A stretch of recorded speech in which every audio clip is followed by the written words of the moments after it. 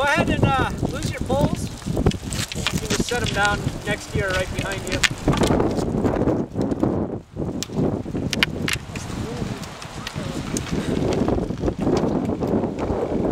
So I have you on one wheel on the grass just for stabilization, okay? And what I want to do is just kind of walk through.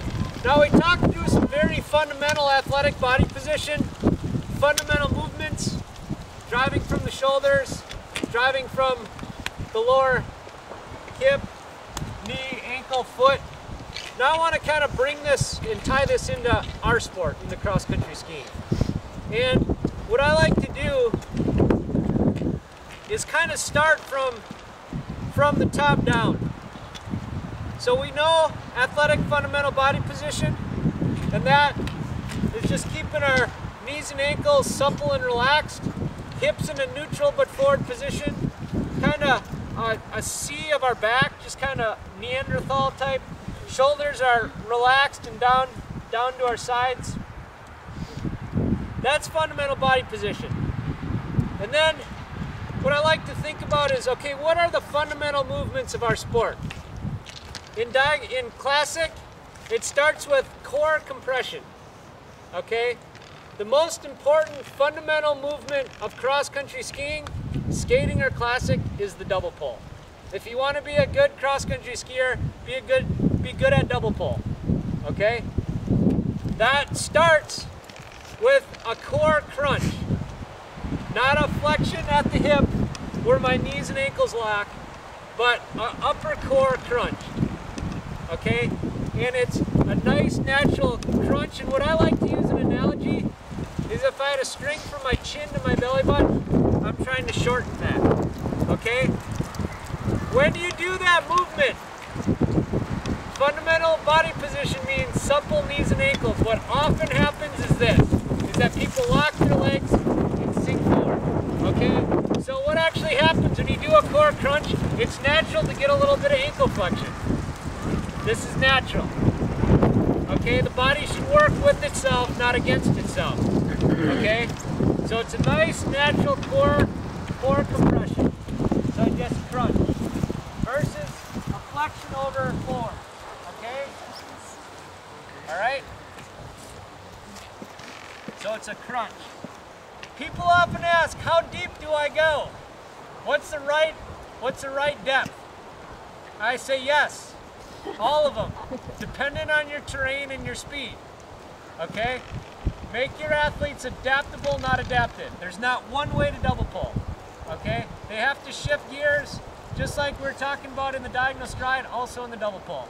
If you have more glide, more momentum, it's going to be a deeper compression, okay? If it's coming up into an uphill, it's going to be short and quick.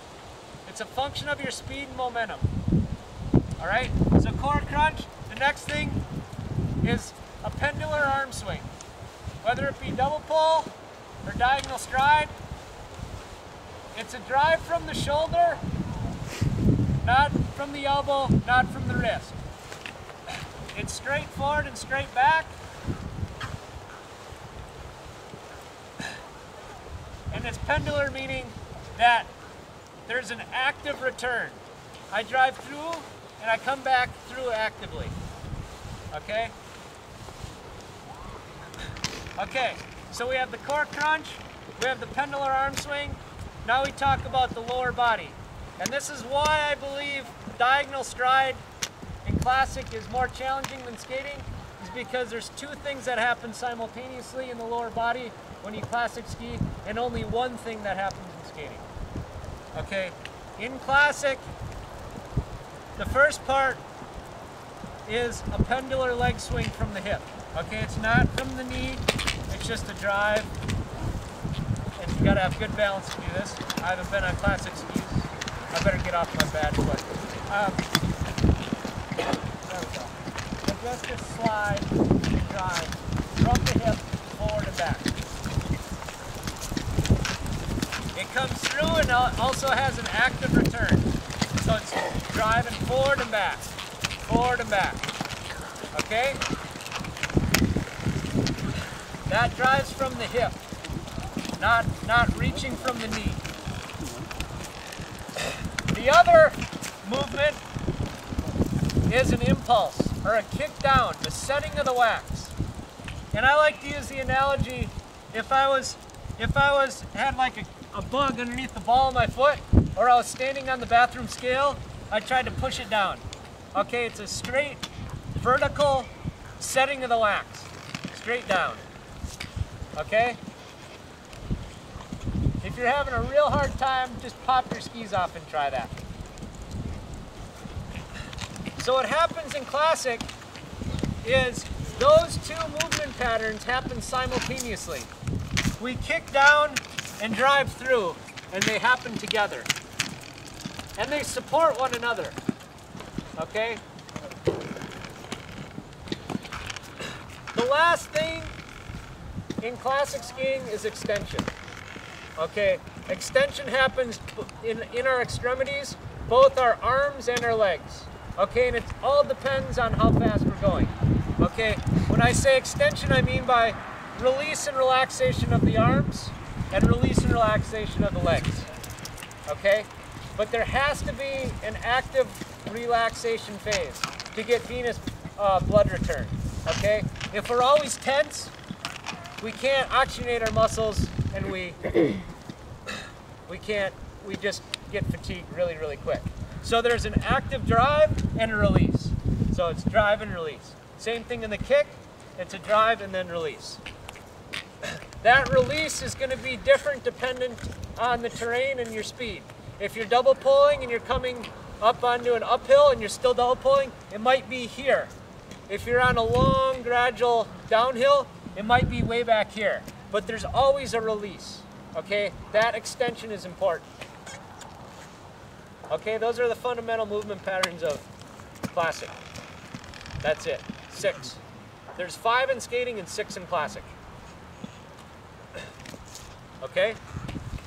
Fundamental body position, core crunch, pendular arm swing, set, pendular leg swing, and extension. Okay?